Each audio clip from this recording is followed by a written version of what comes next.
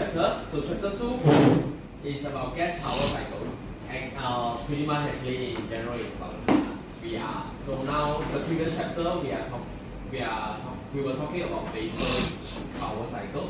So power cycle that is powered by water or any similar substance where they undergo phase change.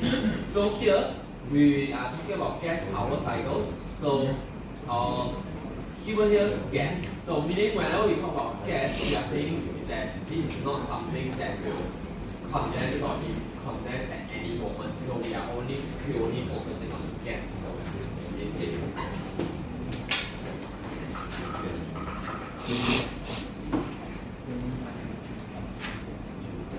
Okay, so same thing here. Now, so this has always been my opening where we show what kind of cycle we have here. So this round we are focusing on gas cycle assumption that we make whenever we deal with gas cycle. Alright. So now in regular gas cycle, let me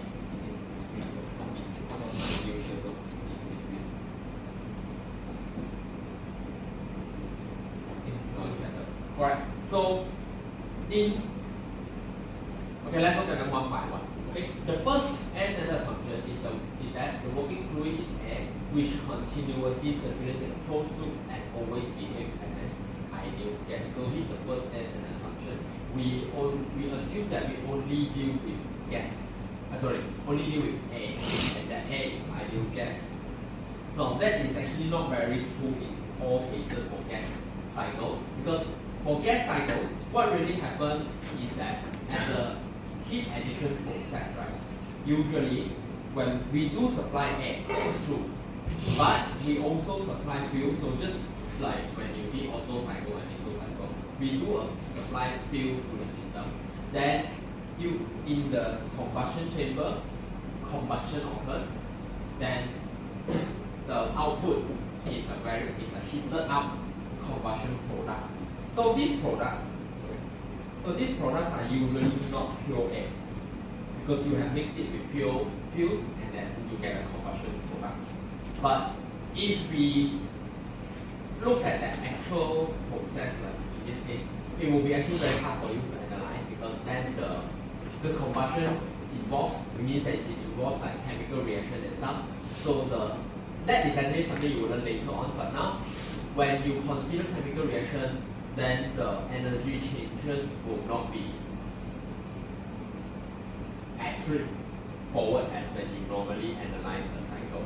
So when we do air standard assumptions, we will instead do like as for the bottom part, whereby we assume, just like the water side, you assume that you put air into a heating section, then we just add heat to the air, make it heat up, and heat it up.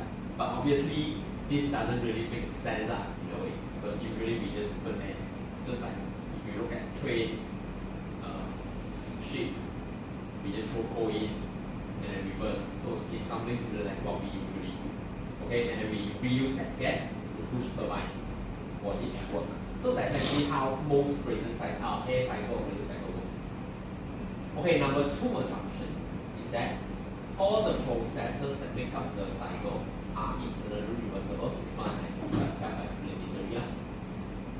Third one, the combustion process is replaced by a heat addition process from an external source. So we talk about this. 4th, the exhaust process is replaced by a heat rejection process that restores the working fluid to its initial state. So this we will look at this later on in the next slide, the 4th one. Okay, so air standard assumptions will cover all these 4. While cold air standard assumption will consider the properties of everything to be at room temperature 25 degrees Celsius, meaning or 27 if you want. Let's say like in our table, we usually deal with 300 Kelvin, right? So that will actually be 27 degrees Celsius. But doesn't matter that is what basically is room temperature. That is an assumption.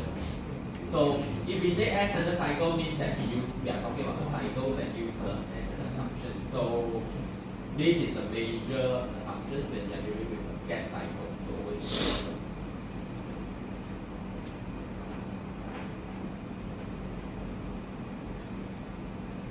Okay, so now we look at the actual gas turbine gas cycle actually. So now an actual gas turbine cycle actually will look some engine for a gas turbine engine will actually look something. So it is actually an open cycle.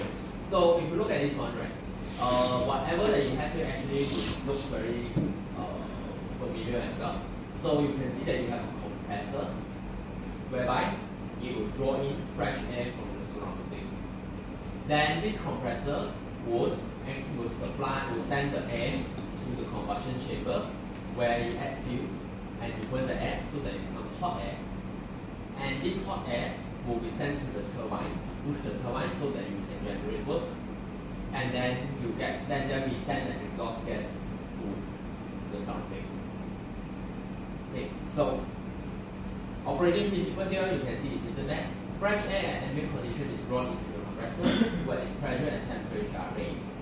This high pressure air then enters the combustion area where a ring of fuel injectors inject a steady stream of fuel and burn using a flame burner. Then the resulting high temperature gases then enter the turbine where they expand to the atmospheric pressure while producing power. These exhaust gases leaving the turbine are put out, causing the cycle to classify as an open cycle. So this is open cycle because unlike like in ranking cycle, your water, we just keep using the same water, right? So like in this case, you can see that we keep taking in fresh air and then we keep rejecting exhaust gas, meaning you are actually not using the exact same gas. We are refreshing this, so we call this an open cycle instead of a closed cycle. Okay, we proceed first. Alright, so now for gas turbine, so standard gas turbine, the following are the applications that we usually use them for. So what you will learn in this chapter is actually Brayton cycle. So Brayton cycle is just a Rankine cycle where it is used for power generation or electric power production. So so you can see some of the examples that I mentioned just now as well. So like train, rail, then sea transport, ship. So these were where you can see the gas coming out, and so they use compressor to blow in air, we burn them, and then we send the exhaust out, and that's how we generate power. So aircraft propulsion is also another example, but we call it a jet propulsion cycle because it is slightly different. Okay, like I said, it is better for me to show you this at the last chapter after we talk about compressor flow. But in general, whatever happened is also the same. So in the aircraft, right, at this part, so you will see inlet, the fan that you see, that you usually see on the aircraft is actually the compressor. So it will draw air in, and then it will pass through the combustion chamber. It will pass through compressor first to increase the temperature and pressure. And then fuel injector here, you can see it will supply fuel to the air so that it can burn. Then the hot air will then push the turbine, and then of course at the end you still have a nozzle to accelerate the exit gas. Then we release hot gases out. So you can see that the general structure is the same. Like it goes through the exact same process. So but then here again, but then jet propulsion cycle I don't discuss it here due to the things that you have learned, but I don't think you still remember. I'm not sure whether you still remember stagnation properties, stagnation point. So they are stagnation points so that your graph will look exactly the same because of those things.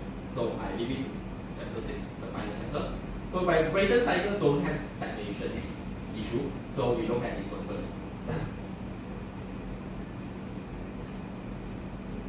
Okay, so Brayton cycle. Now on the left, the diagram you see on your left is the one that I showed you just now. How the actual cycle is, right? So the combustion so here, but then because of that will be a bit hard for us to analyze on the left. So by using the air standard assumption, we model it to look like whatever that is on the left, right. So on the right, the combustion chamber, we replace it with a heat exchanger. So this is just a simple Q-in process, so that 2 to 3, you still get A, rather than whatever is the product of the combustion. And then the fourth air standard assumption just now, we replace the rejection process, this process. Rather than we reject it to the environment, we assume that, or we pretend that we have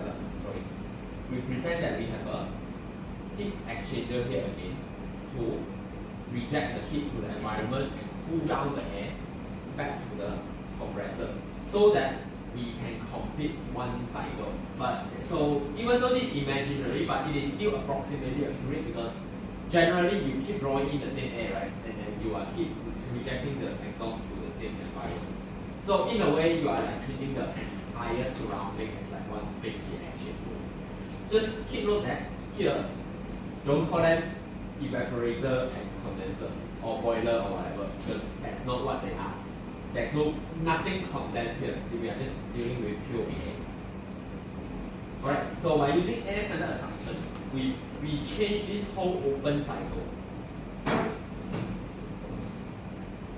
We change this whole open cycle to a closed cycle. Okay, so now that it is a closed cycle, then it is something that you are familiar with. It looks like a Rankine cycle.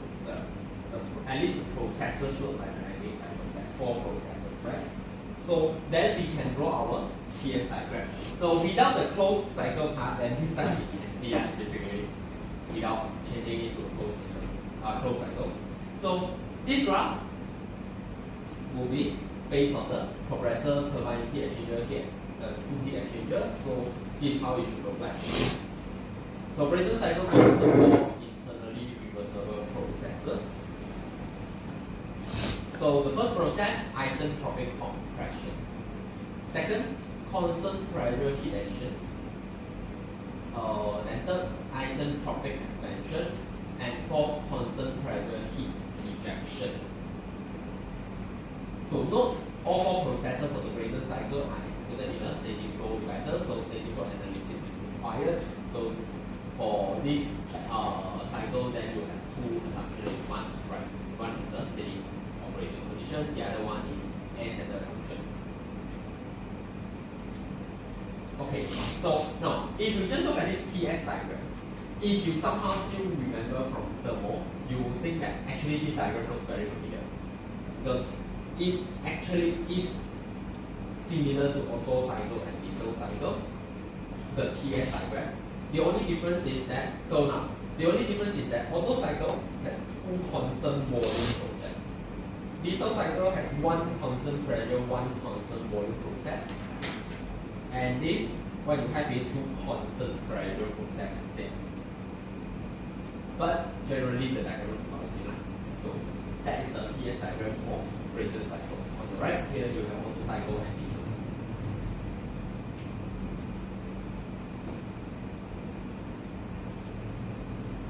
Okay, so let's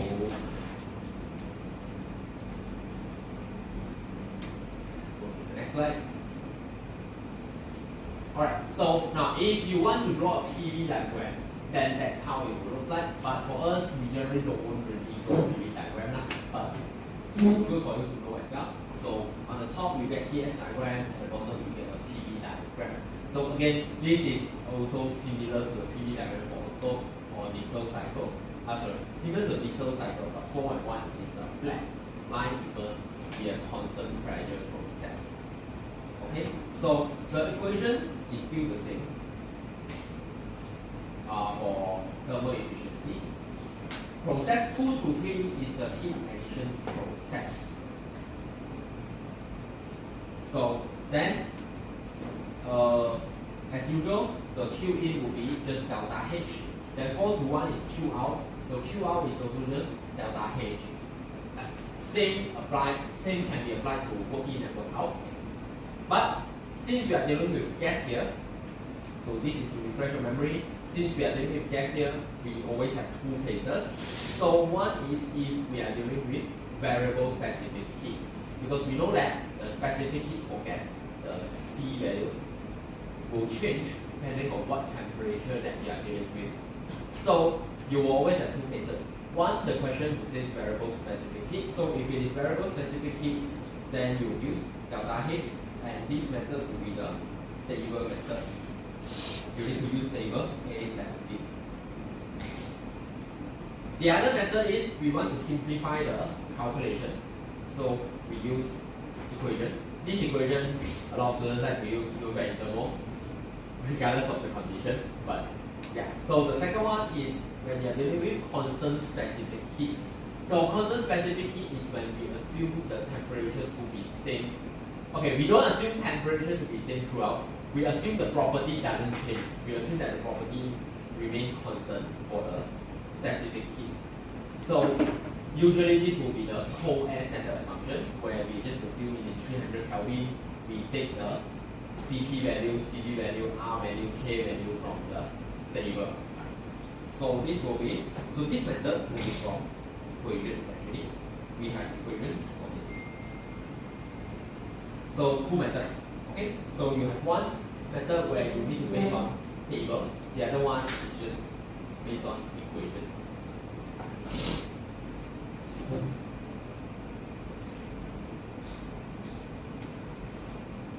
Okay, so here, so let's say if we are using constant air standard assumptions, so meaning we are assuming constant specific heat. Cold air means at room temperature, and for us usually this means 300 Kelvin. Okay, so when we say 300 Kelvin, then you can go to the thermal table, then you can take the property at second page. So this page, so you can take all these properties. And here, so meaning the standard one that you know, R is 0.27, Cp is 1.005, Cv is 0.718, K is 0.4. Okay, that is for cold air standard assumption. Okay, so now we try to do some derivation. Actually, this page should look familiar to you as well because we also did something diesel cycle and Otto cycle. But of course, again, this has its own derivation. And also, forgive me if I cannot write properly because for some reason it looks like this on my screen. So I need to predict where are all the things location when I write. So I don't know what happened to this computer. But anyway, yeah. So Brayton cycle. Now we try to derive the equation here. So this was the equation. This was the relationship that we mentioned back in Thermo as well. So I won't talk too much about the derivation itself, but the relationship will be T2 over T1 equals to P2 over P1, K minus 1 over K, and then V1 over V2, K minus 1. So this equation is only, this relationship is only applicable when it takes all three conditions that they are written there. So it must satisfy three. If one of them are not there, you cannot use. So meaning the first one is ideal gas, so this one always is the case. You don't have to worry about it. So second one, isentropic process. And third one is constant specific heat.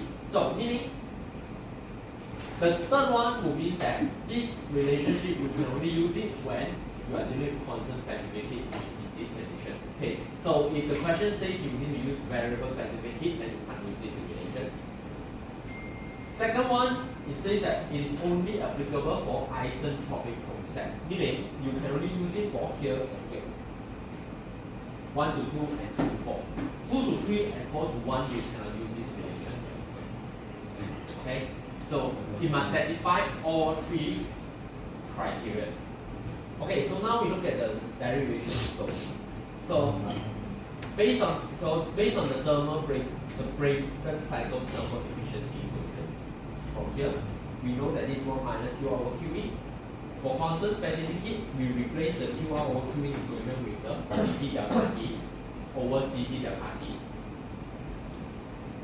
And since we are assuming that Cp is a constant, so variable specific heat you can't because Cp are not constant. So since in this case we are assuming Cp is constant, you can cancel them off. And then if you take T1 and T2 out of the equation, then you get this relation. Okay, So why is it so important for us to get this relation? We put it aside first. We look at the bottom. So process 1 to 2 and 3 to 4 are isentropic. So meaning we can use that relationship over there, right? And since these, we have two constant pressure processes. So P2 and P3 and P4 equals to P1. So these two are the same pressure. So over here, you can see that P2 over T1 equals to P2 over P1, K minus 1 over K. So we are basing this based on here. So we use the same relationship. And then since here we say that P3 equals P3, P4 equals P1, you move it over. So P3 over P4, right? You replace this with this, right? So based on the same thing, it means that this is also T3 over T4. And then it means T4 over T1 equals to T3 over T2. So why do we do that? Then if you look at the top here, you can cancel them off, and ultimately you get this equation. So this equation here is P2 over P1, K minus 1 over K. P2 over P1 is the pressure ratio. So this pressure over this pressure. And this equation allows you to calculate the thermal efficiency of the Brayton cycle if you are solving for constant specific heat. So for what, let's say if the question gives you a constant specific heat question, for whatever reason you can't find all the temperature, so you can't calculate, you actually can kind of jump to this just to calculate the thermal efficiency. Or the other way around, after you finish calculating everything, you can also use this equation just to double check your value to see whether your value is the same or they should be similar. So even for variable specific heat, you can kind of use this to double check. The value will not be the same, of course, but they should be quite close. Like maybe one is 40%, the other 44%, maybe something like that. So at least you know that you are on the right track. But using this for variable specific heat is wrong. The answer will not be correct. You can use it to sort of check, but that is all you can use. But for constant specific heat, the answer should be the accurate value. Okay, so this will be the pressure ratio. So RP is pressure ratio, which is P2 over P1. K is just your specific heat.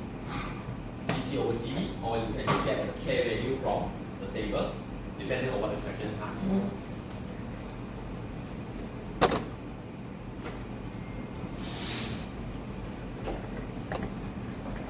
Okay, so for this slide, is everyone fine with this?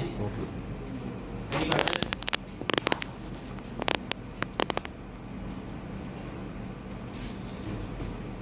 Okay, so if not, then we move on. So this equation, besides allowing us to calculate the thermal efficiency, okay, it is still used to calculate thermal efficiency, but it also gives us insights of the rough. It gives us a rough idea on what kind of pressure ratio that is good for us. So you can see here. So by using this equation, you can plot a Brayton cycle, the thermal efficiency of Brayton cycle against the pressure ratio. So the thermal efficiency of Brayton cycle increases with the increase in the pressure ratio, as you can see here. But of course, the increase will reduce. So this is like an negative increase graph, kind of. And so the typical pressure ratio for gas turbine is in this range. So it's around 5 to 20, and for most turbines, you can see that we say that the pressure ratio is about 11 to 16. So the highest temperature in the cycle is limited by the maximum temperature that the turbine blades can withstand. So again, same kind of limit that you have in Rankine cycle. This also limits the pressure ratio that can be used in the cycle. So why do we say that? Because the higher the pressure ratio is, the higher the temperature is as well. Because the higher the pressure, the higher the temperature. That is very straightforward. Even if they are independent, they still have some sort of relationship there. So the function of air in gas turbines is to supply the necessary oxygen for the combustion of the fuel. So mainly actually it is to burn the fuel. And it also serves as coolant to keep the temperature of various components within safe limits. Those are just additional functions. Okay, so for Brayton cycle, we also introduce you to something new, which is what we call the backward ratio. So backward ratio is the ratio of compressor work to turbine work. And this is a fraction of the turbine work produced that is used by the cycle to drive the compressor. So this ratio is usually high. More than 50% of horsepower is used for compressor. So if we go back to the previous diagram here, okay, let's come back here. So you can see that this is actually similar to Rankine cycle as well, but Rankine cycle is not used as direct. So you can see that in all our diagram, we do connect the compressor to the turbine directly. So when you are talking about Brayton cycle, right, we are using compressor and not pump. Pump is for liquid, remember? And compressor is for gas. Compressor usually will require much higher power compared to the pump. So which is also why it becomes more significant for us to study this. Because like the previous one, remember when you calculate turbine output maybe a few hundred kilojoule per kg, this one 10. So the ratio is not significant. So we don't really care. But here, this will be different. Because this, if you calculate, right, you can see here, this ratio can be 50%. Meaning your turbine generates this much, 50% of them is actually used to power back the compressor itself. So then now this is significant. So a quick question. So you want this value to be high or low? Low. Low better, right? You don't want it to be high.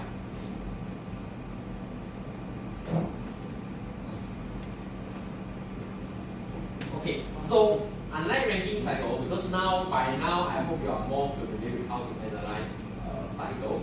So we jump straight to looking at the actual one first, then only we start looking at example lah. Because again, they are all similar things, so we jump straight to actual one. So the actual again is actually similar. So reasons for deviation.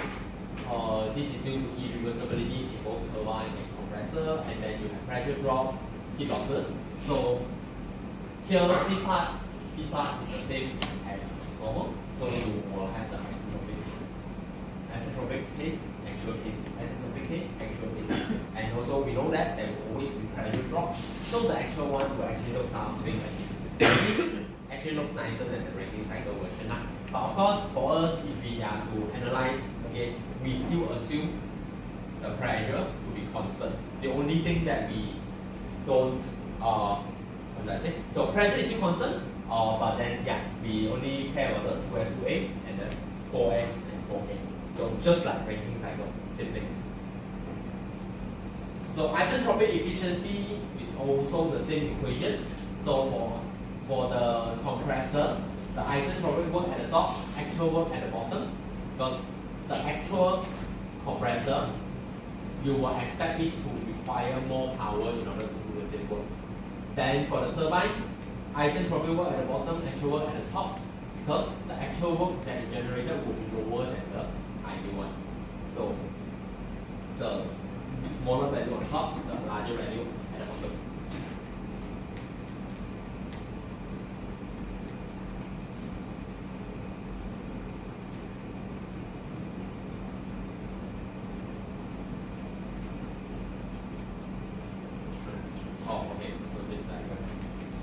Okay, so now we look at an example. So again, like I said, we jump straight into the actual version because technically the analysis is the same, right? You are just adding the extra steps for the isentropic efficiency part so that you can emulate the more actual case. So here we are looking at the constant specific heat method. A gas turbine power plant operating on an ideal Brayton cycle has a pressure ratio of 8. So here we have pressure ratio of 8. The gas temperature is 300 Kelvin at the compressor inlet and 1300 Kelvin at the turbine inlet. So these are the information that you have. Utilizing the air standard assumption, determine gas temperature at the exit of the compressor and the turbine. So you are looking for T2A and T4A. And then thermal efficiency and backward ratio, So assume compressor efficiency of 80% and a turbine efficiency of 85%. And then you need to assume constant value for specific heat. So in general, this chapter you will have 4 assumptions as shown here. So the fourth one, then you change based on the question. Actually, you can write the fourth one also okay lah. But for me, it's good for you to write so that it reminds you also which method that you are looking at. But the first 3 are the second one. They must be there. Okay, so how do we solve this? Now, the way you solve this, okay, is not things that you haven't learned before. You have learned that. And they are all the equations that you saw just now. So let's see. Alright, so we start from process 1 to 2. We know that process 1 to 2 is isentropic compression. As in 1 to 2s is isentropic compression. 1 to 2a is not. Okay, but we start from 2s first. So we use the relationship that we saw just now. So T2s over T1 is equal to P2s over P1, K minus 1 over K. So that isentropic relation that we saw just now. Then we know the compression ratio. So that ratio is basically P2 over P1. P2s over P1 or P2a over P1, they are the same thing. So for this, again, remember calculation always use Kelvin, don't use degrees Celsius. So which is why T1 is 300 Kelvin here. If I give you in terms of the degrees Celsius, please convert. Okay, so 300 multiplied by 8, and then 1.4 minus 1, 1.4. So you get the P2s value, which is 543.4 Kelvin. Then, based on the compressor isentropic efficiency equation, and the efficiency being 0.8, you can find out T2a. So this is the temperature at the compressor exit. Then now we are done with 1 and 2. So we move on to 3 and 4. So 3 and 4 is isentropic expansion, or rather 3 to 4s is isentropic compression. So again, exact same method. So T3 over T4s equals to P3 over P4s. K minus 1 over K. So from here, you can find out what is T4s. And then based on the efficiency, you can get T4a. So now you have all the temperature, right? So you have T1, you have T2a, you have T4a, you have T3. So then you can solve everything. So you don't really need to find everything. The one depends on the question itself. So, but I'm just showing you all of that. So compression work input is just Cp T2a minus T1. Work output is just Cp T3 minus T4a. Then that's the work net. So Q in is T3 minus T2a. If you want to find Q out, then T4a minus T1, essentially that. So this time is more straightforward. You only use Cp because everything is constant pressure. There is no constant volume. So we don't use Cp at all. It's just Cp. Then based on that, you can find thermal efficiency. You can also find backward ratio. So if you use the thermal efficiency equation that we derived just now, you should get the exact same value also, which is this. Okay, so now remember Rankine cycle, we said if you don't know what to do, you find all the enthalpy. Here, same thing. If variable specific, you find all the enthalpy. If it's constant specific, you find all the temperature. Because CPT is enthalpy. So you find all the temperature. So this way, yeah. So this method is also this is the standard method. So the SOP here. Go. And so let me know if you have any question here.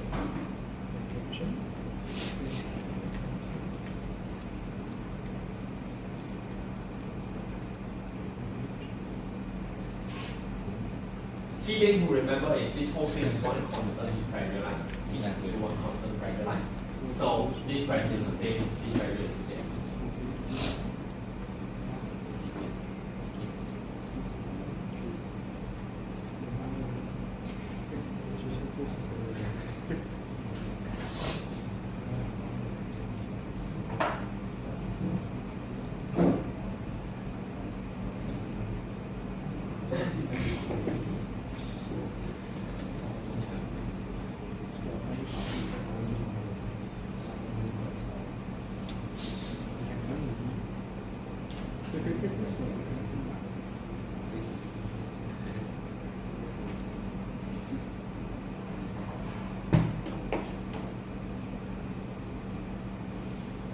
if you have fresh memory from auto cycle, then here something is a bit different now, because auto cycle actually is supposed to be V1 over V2. This time this is P2 over P1, so you have to adjust a little bit for that, because now we are dealing that everything that we are dealing with pressure now. We don't deal with volume anymore. So back then the compression ratio was the volume change. Here the compression ratio is the pressure change.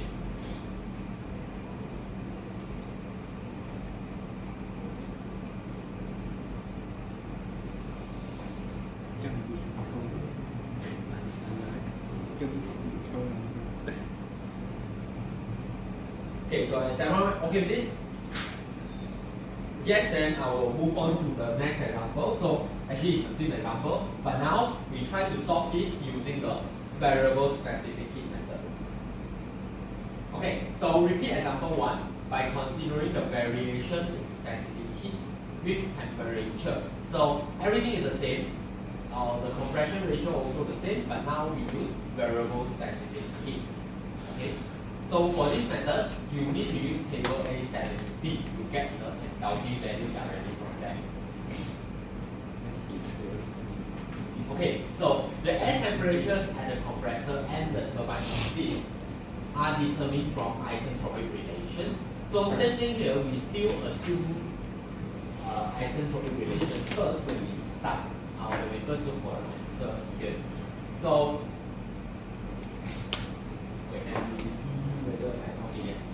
okay, so now this one,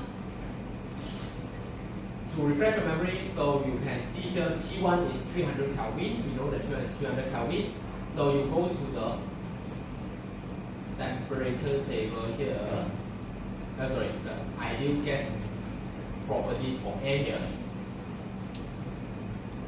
you look for 300 Kelvin, you pick the enthalpy value.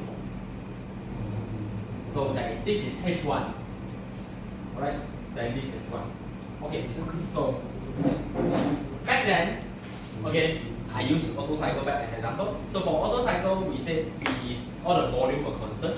So that time we use VR. So this time, this pressure. So what we want is PR instead, the P value. Okay. So now one interesting trivia for you to know that I actually used to learn during my but then here, but not too confusing that we don't really use it much here. So for air, right, usually at low temperature, you can see that actually T is approximately H. You can see at low temperature. So like when it is high temperature, then you can't really say that anymore. But at low temperature, right, that's the case. So last time my lecturer also used to just tell us we don't need to refer, you can just use the T value. You can just say the T is H, something like that. Because yeah, you can see that their value actually quite similar at the low temperature. Alright, so from here we get T1, H1 equals to 300.19. So just now when I mentioned, we look for the P value, the PR value. So the way to use this again is the same auto cycle. So we say that PR2 over PR1 is equal to P2 over P1, which is the compression ratio. So then from here, you can find out what is the value for PR2, which is this. Then you repeat the same step, go back to the table, look for 11.09, right? Yeah, 11.09. So 11.09, yeah, this is 11.1. Close enough. We take the top either temperature or enthalpy, depending on what you need. So we take both, let's say. So temperature is 540 Kelvin. So don't forget, this table is different from the water table, whereby water table temperature is degree Celsius. Here it is Kelvin. So you need to be careful also, because I have seen students making this mistake. Okay, so again, so 540 and 544.35. So you can see here, temperature is 540, 544.35. So then if you use the efficiency, you can get the enthalpy. Okay, so this question I think I Oh wait, I didn't. Because this question in the book, I think was the ideal question. It wasn't the actual question. So I did this separately. So this 5 with 40, again, don't forget this, because you did this, you find a new enthalpy, right? But then this temperature is also for the isentropic work. So you need to do one more time. Like, so you need to use like this enthalpy. Go back to the table. So 605.39. So 605.39 is somewhere here. So if you interpolate, then this one I did it like, so it's 598.4. I think this one, even if you approximate 600, I will okay also lah. Or consider kind of okay, but yeah, like I said, when I design my question, I will make sure that it doesn't look so off. Like you will know that you need to, you don't need to. If I don't need to, okay. So yeah. Again, don't forget that in an actual cycle, so we need to do it one more time.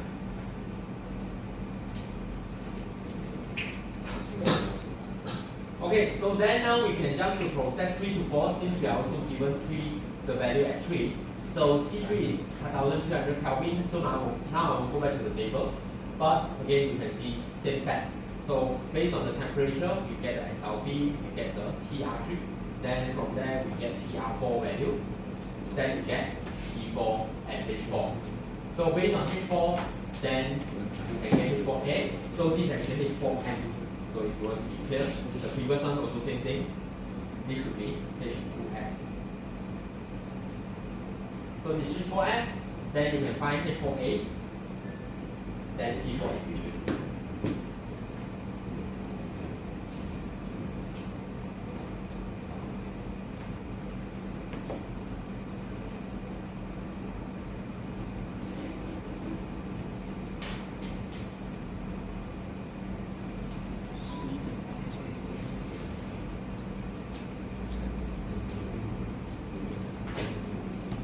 Alright, then, so then once you have all the enthalpy, you can then find everything like what I did just now.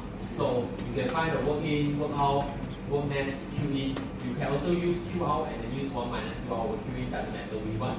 They are all okay. So here, then you get a new thermal efficiency and backward ratio. So you can see that when you use this method, right, comparing to the previous question, when you use constant specific heat, everything is slightly overestimated because the thermal efficiency here is 27, backward ratio is 60.615. Well, now this has dropped to 26.6 and this is 0.59. Because so constant specific heat will overestimate the value slightly. But again, like I said, close enough. So which is also why you can also check by using this method. So not sure why I put the ideal Brayton cycle here, but I will just show you here. So if you are analyzing this as an ideal cycle, so this method actually was exactly the same method as the previous slide, but without the actual processes. So from this, you can see that if we are talking about ideal cycle, then backward ratio is even lower. And the thermal efficiency is even higher. So again, it makes sense because this is the ideal version, so it's better. So, but then the better part is much better because the one that you calculated from actual cycle was 26.6. The ideal one here is actually 42.6. So you do overestimate it a lot. So yeah, just showing you some of the alternative methods to solve this. Okay, so here, if we are doing this under cold air standard assumptions, okay, so forgot one thing. When you use this equation, right, this is also for ideal working. It's not for actual cycle.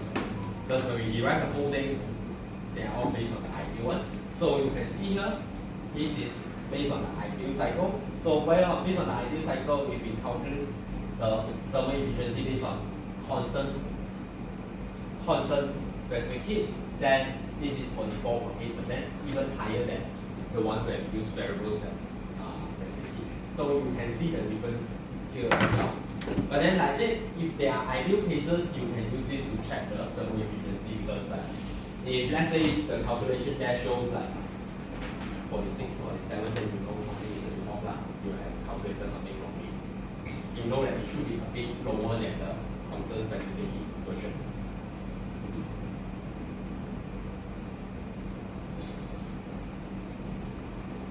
Okay.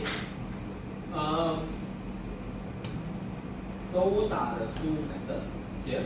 Now let me show you one more thing, which is so something slightly different here. This method we don't use it often, but just showing you lah. So nothing too special here. So this still a similar type of question, but so a gas turbine, let's say a gas turbine has a pressure ratio of 10/1 or 10. So sometimes you also write the pressure ratio this way, so meaning like 10/1, so it's still 10 lah. And the maximum cycle temperature of 700 degrees Celsius. The isentropic efficiencies of the compressor and the turbine are 0.82 and 0.85 respectively.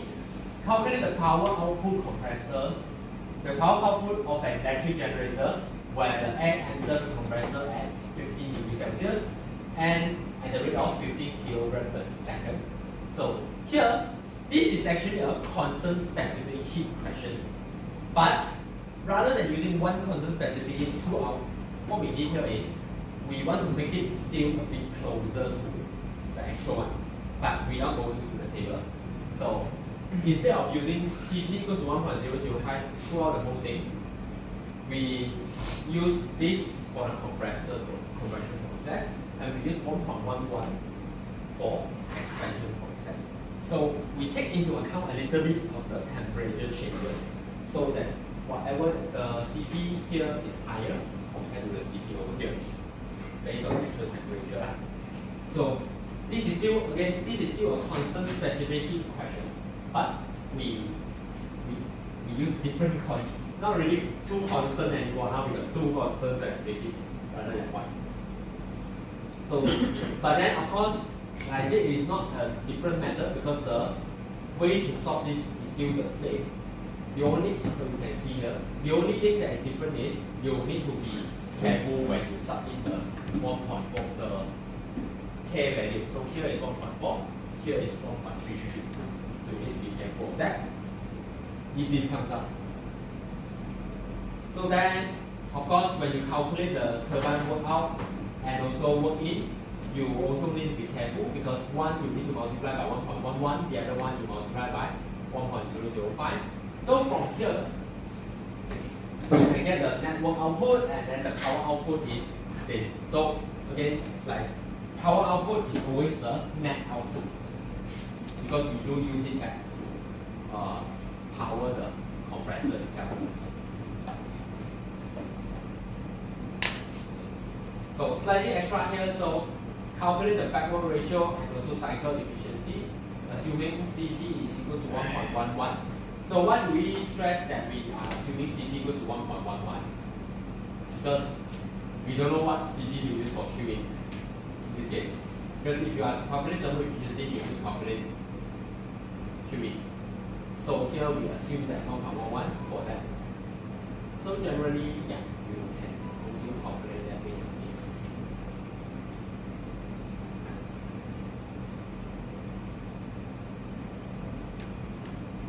Okay,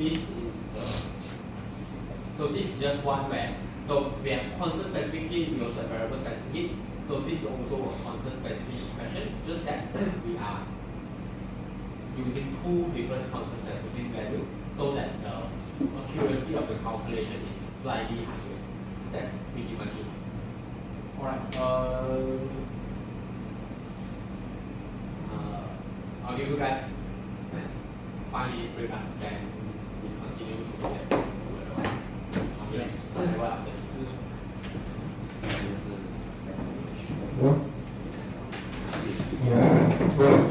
So just now you have looked at all the Brayton cycle, the standard one, all the more standard one. So now we look at some modification. I think I won't go too far with this today, or time may be a bit off also. So we will look at the modification, then the main example we will leave it for tomorrow. Okay, so here the first one, so unlike the ranking cycle where we look at the reheat first, this time we look at the regeneration first. Okay, so for Brayton cycle, regeneration is actually much easier to do as compared to ranking cycle because you don't really need too much extra piping here. Because if we look at the normal Brayton cycle, right? If we look at this bar, generally it's just compressor, combustion chamber, turbine, right? Then we just send the exhaust out. So rather than we just let the exhaust out and be wasted to the surrounding, so you just extend the pipe for the exhaust all the way back, so that after the compressor, you have a heat exchanger here that acts as a regenerator. So when the air leaves the compressor, then it gets heated up by the exhaust gas first before the exhaust gas goes to the atmosphere and also before it enters the combustion chamber. So you heat up the air first so that you don't need to use as much fuel at the combustion chamber. Then you can, so you reduce QE. So regenerator increases the thermal efficiency of the Brayton cycle since less fuel is used for the same work output. Okay, so if you just look at this diagram here, okay, so we focus at the later part. Okay, so 3 is the inlet of the turbine. So from here it crosses the turbine at 4, right? So usually in the actual cycle, so this one we already assume as an assumption, so we close back the cycle. In the actual cycle 4, we just send it out, right? So now, rather than we just cool this all the way here, we heat up the air using this. So why is this side the same? Here. So now here, right, you have 1 5' and 1 5. So 2 to 5 we call it Q regen, meaning this part we heat it up with the exhaust gas, while 5 to 3 is when this part when the QE is from the combustion chamber. So 5 is the actual temperature leaving the generator, while 5' is the ideal temperature. So why 5' is the ideal temperature? Why do you think that's the case? So y prime is just same level as 4. Yes, so we are dealing with two same thing, right? Because if you assume A, meaning this A comes here, this is still A. So when A exchange heat with A, they will actually whatever thing also wants to be the same. Energy might not be the same, but during standard operating conditions, the temperature should reach equilibrium. So meaning by right, T5 should be the same as T4. But of course we know that it won't be the same because some of the heat might have been lost during when it travels there. So it is not that the temperature won't be the same, it's just that this gas when it reaches here the temperature is already lower. So ideally T5 is T4. The actual one slightly lower. So the Q regen also same thing. This one not too important, but so ideally the Q out is only from this point to this point. But since we still wasted some energy, so this temperature moved out a bit. So instead Q out is this section rather than only this section. Okay, so it's the same thing. That's why. So here this is the case. Okay, so how do we calculate this? So for regeneration, we have a Newton of effectiveness. So how effective is the regeneration? So this effectiveness actually very simple. It is still efficiency in the way. So how much heat that you regen, which is this one, over how much that you are supposed to reject the maximum. So the maximum over the actual. So the maximum is just T2 minus T2, T4 minus T2, or H4 minus H2. The actual one is just 5 minus 2. So you can see H5 minus H2, H4 minus H2, or T5 minus T2, T4 minus T2. This 4 is 5 prime because they are at the same level. Always remember, for gas, temperature and enthalpy, they are the same thing. So enthalpy, properties of gas are only affected by temperature. That's why they are the same thing. Okay. So why T5 minus T2, T4 minus T2? Because if you use CP here, the CP will just cancel off. Right? So maximum heat transfer, I see that part. The maximum heat transfer will be the maximum reject heat will be H5 prime minus H2, which is H4 minus H2. Then the actual one is H5 minus H2. So, and this is the effect of the equation. So ultimately, if you sub this, or if you are to derive it, I will show you the derivation here. Then for constant specific heat, thermal efficiency equation will be this, rather than the previous one, which is that. So now you get that it becomes this term.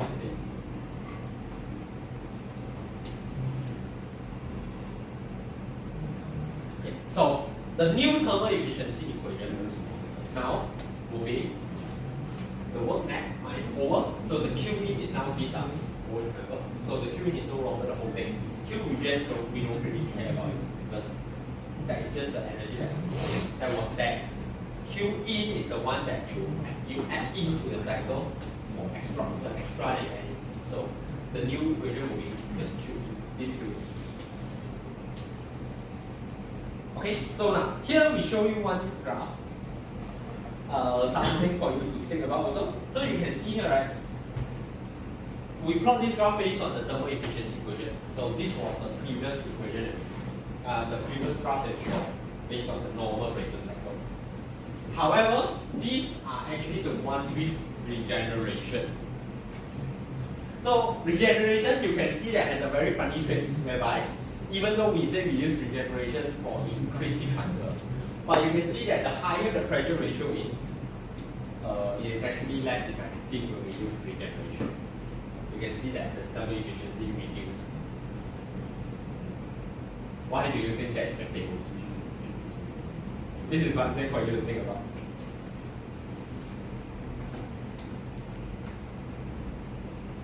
So the hint here is you look at this graph. Then you think about how the graph change when the pressure ratio changes.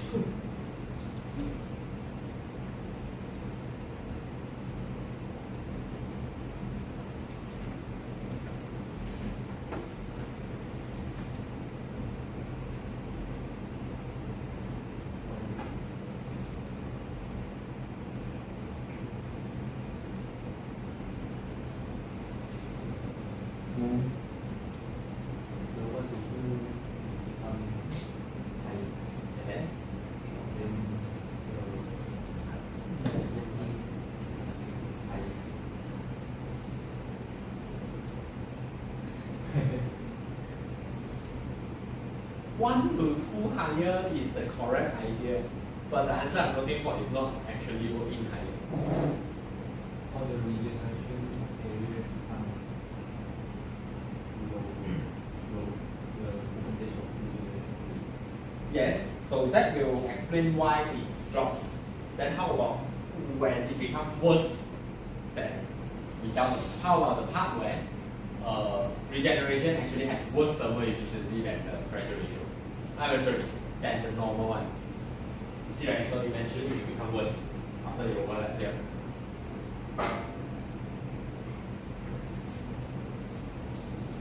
So actually same concept also. So you see, if you increase pressure ratio, right, these will go up, right? At the same time, you forgot one part, this thing will go down. So it will reach a point where this temperature is actually lower than this temperature. So rather than heating up the gas, it kind of cool down the gas instead. So then you need more Q in to do the work rather than less. Can you see that? when you increase the Faraday ratio, so this will go up, this will come down. So if you reach a state where this becomes lower than this, then there's no point in doing regeneration anymore because the exhaust is cold. So that's what happened there when they overlap.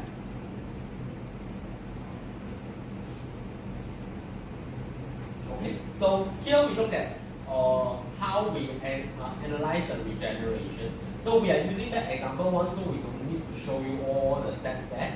We are only focusing on the regeneration part. So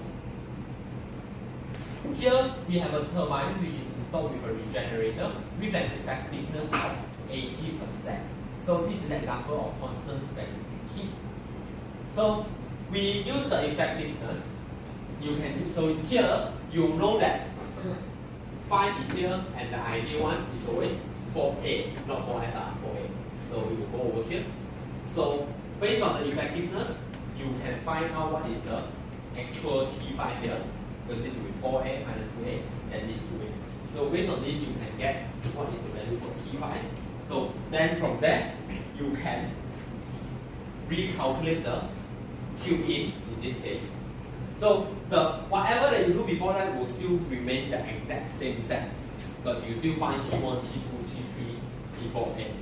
Then just that now that if you have a regenerator, you add the extra step where you find out what is T5, so that you can recalculate your Q in. So once you have recalculated your Q in, then you can get a new thermal efficiency. So you can see that the original heat input was 699.2. So now it has become 537.79. So you save this much energy, and thermal efficiency increases by approximately 8% with the regeneration in this case.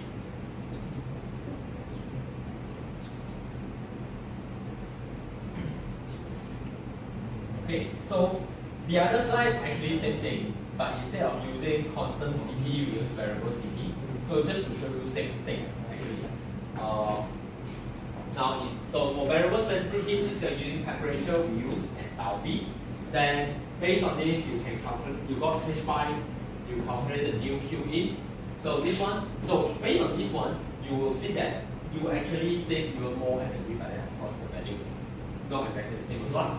So here the thermal efficiency is 36.9, so it has increased from 36.6%. So actually, in this case, then it actually has increased by 10%, about approximately 10%. So when you use so here you can also see that when you use constant specific heat, you actually overestimate a lot of things, and rather when you compare to variable. But then it is an easier way to calculate. So that's why sometimes we can also use that. Just need to bear in mind that a lot of the values are overestimated.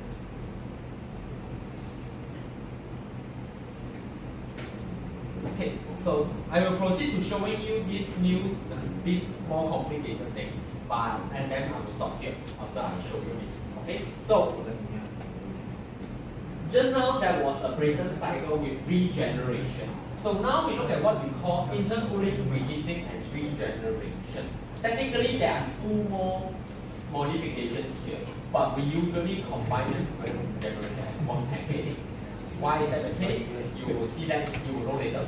Okay, so now we skip the regeneration part first because we have looked at the regeneration part. We know the regeneration part.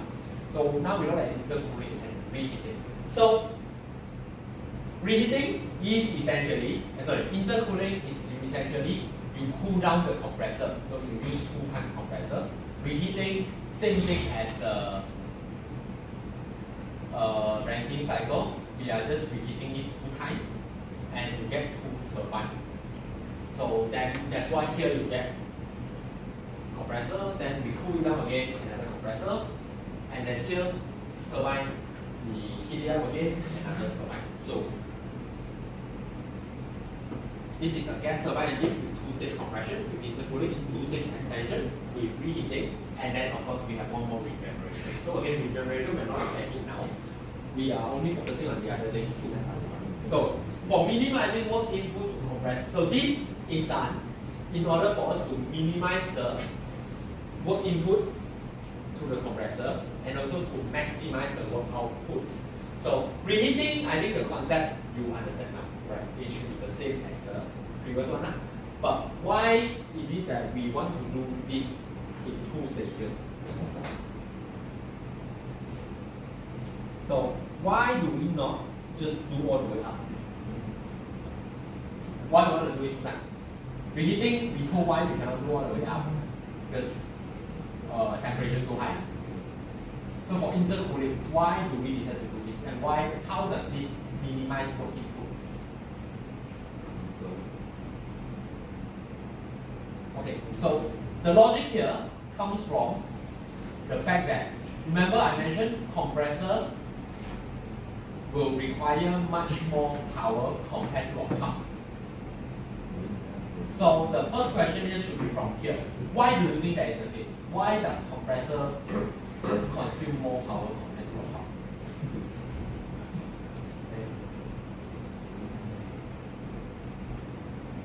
You can use back the work pump equation to actually explain this. Even though it's not exactly correct, because the specific volume is not a constant. Alright, so I can show you here. Now remember the work pump equation was this, right? So delta P. Now compressor cannot use this equation, but I'm using this equation just to explain to you. Okay, because for compression of compression of gas, you have done fluid, you know that when you compress air is compressible. So in a way, the volume, so this V is not a constant, so it will keep changing. So technically, you cannot use this equation, but I use this equation just to show you why. So pump, we can use this because this is approximately constant, right? But you also have learned one thing. The V value, when you look at saturated liquid and you look at a saturated vapor, it's very different, right? Saturated liquid is a very, very, very small value, whilst saturated vapor is a very large value. So that's the reason. So you can see, so this value for pump, this is a very small value, but for compressor, this is a very large value. Okay, so which is why compressor has a higher, compression will always consume more power compared to the pump because of the higher specific volume. So how does that tie to this? Where why we don't want to compress it all the way up as compared to this? Actually, it's the same thing. So the specific volume at higher temp, you see, when you are compressing this all the way up, you will require more power because of that, because of the high specific volume. So rather than doing it one shot, we cool it down one more time. So that the specific volume will actually okay, never mind, use this easy. Okay, again remember, we did say that VR and PI is not the actual volume and actual pressure. It's just something relative. But the trend is the same.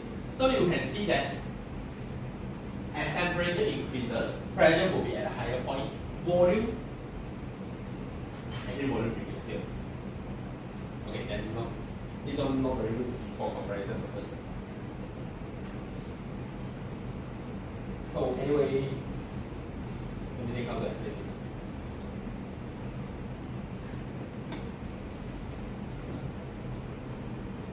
So let's say, okay, now these 2 points will have the exact same volume actually. So then let's say with the increase here V is the same.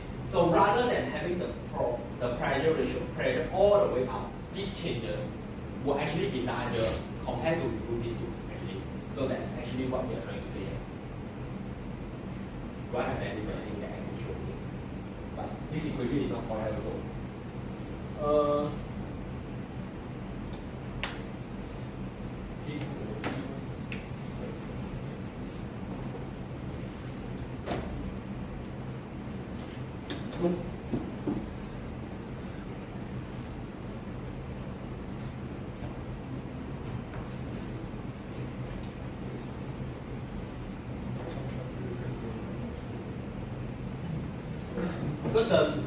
The value from the table just now I cannot use because that's based on temperature.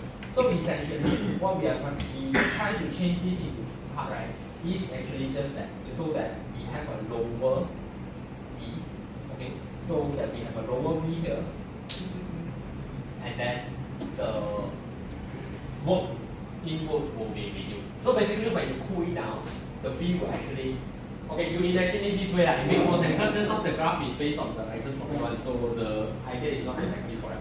So you think about it this way. When you look at the, I think use, again, not a correct comparison, but that is a better way to explain. So if you think about the saturated liquid and saturated vapor, saturated vapor has a higher volume compared to saturated liquid, right? Saturated vapor also have a higher energy content compared to the saturated liquid because they are proportional. So this one, when you cool it down, because here we are intercooling, so we are cooling it back down. So essentially, we are also reducing the specific volume. Slightly, not a lot, but we are still reducing it. Because the more you cool it down, the closer it is for the gas to condensate. But of course, they are not going to condensate, not as far. So basically, the more energy it has, the higher specific volume it has. Does this make sense to you first? Right. So, which means here you have one specific volume, which is higher. Then now you cool it down so that the specific volume becomes lower. Then you compress it one more time. So it will be, so here you will save more energy compared to if you just compress this high specific volume all the way up. The delta P is the same because ultimately you are still compressing from here all the way to here. Like let's say if the same value, the delta P is the same, so we don't care, it's the volume part. So the specific volume here is higher than the specific volume here. So we do it 2 times so that we can save some work rather than compressing it all the way up. That is the idea here. Okay, so this step is to minimize work input to compressor, while the last part is to maximize work input that we know. So this one is the opposite reason. We want it to be compressed at a higher temperature so that you get more work out. Of course, we cannot do this one because then it gets too hot. So we do reheat. So this is the same thing as the ranking cycle. Okay, so as a result of intercooling and reheating, so this is the case here. So intercooling, basically we have 2 Q out, and then reheating we have 2 Q in. This one we split that into 2 C. So as a result, we know that back-work ratio will definitely improve because back-work ratio is work in over work out, right? So we want to reduce this, we want to increase this. Wait, correct? Yes. Because back-work ratio is better, the lower the value is. And this is what we are doing. So as a result of intercooling and reheating, this improves. So however, does thermal efficiency improve? Any idea here?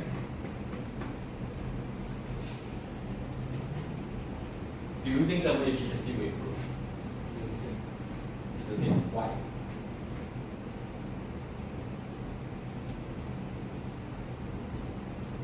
So let's go back at this. So actually, right, if you think about it, sorry, thermal efficiency will actually reduce. Why is that the case? Because as compared to the previous one, let's say, actually mainly due to this one, because if you compress this all the way here, your heat addition is only from here to here. But now, this, you have, once you do this, right, the Q in increase is actually very large. So meaning your Q in increases a lot. The increase in the Q in will actually be much larger compared to the work max.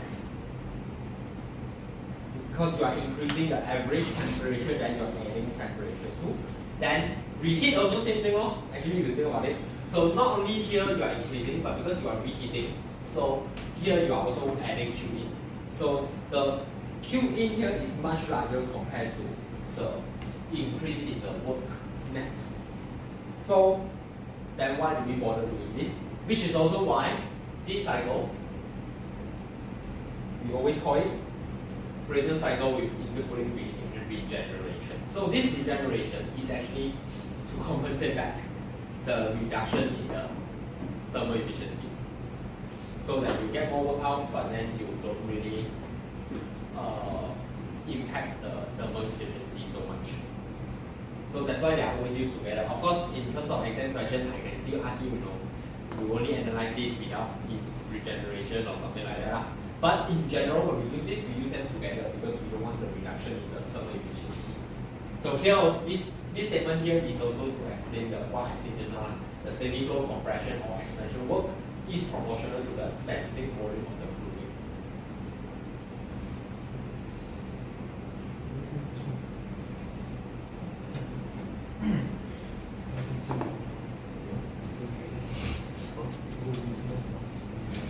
But the actual Qing is somewhere from 5 to 6 Or with regeneration, then you calculate from 5 to 6 and 7 to 8. That's still without. If without regeneration, then it's actually 4 to 6. That's why I say it will increase. And when we say increase, we compare also together with this one. So here's more extra also. So if the efficiency, so we just take the 5 to 6 If include regeneration, yes, 5 to 6. But of course, this one is the ideal one, and the actual one is lower again.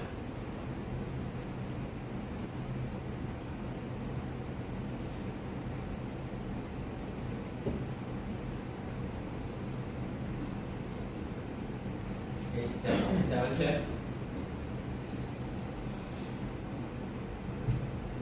Please ask if you are not there, okay? Because actually, I plan to teach until this only, no more time. Because we don't have time for more also. So you can ask same time. Okay, 15 minutes.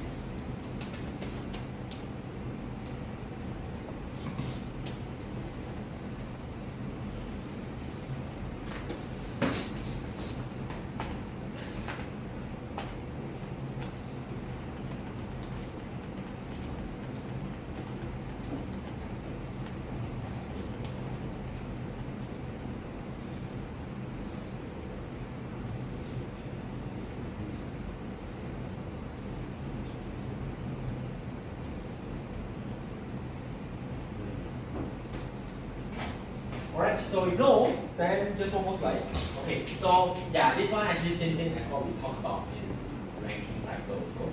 So we can actually have a multi-stage compression with intercooling, and this will reduce the compression work, and also increase a bit of the,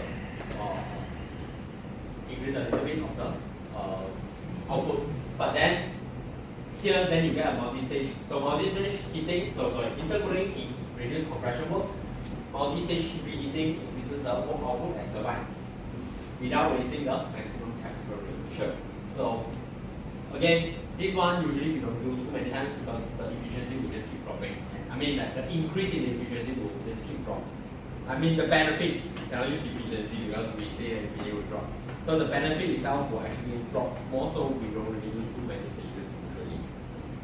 But yeah, so then again, then it will look like an approximate isothermal process here. So yeah, I think so. I will stop here. So tomorrow I will let you guys try doing this one. Based on the method that you know, okay, you can try this. Okay. You can try analyzing the reheating method. And the main thing that you need to figure out is what is the meaning of this thing. Okay, again, I will talk about this tomorrow. But yeah, tomorrow I will let you try this out. Okay, so I will stop here. Sorry for the slight confusion just now. I suddenly. But yeah, the specific volume will be just.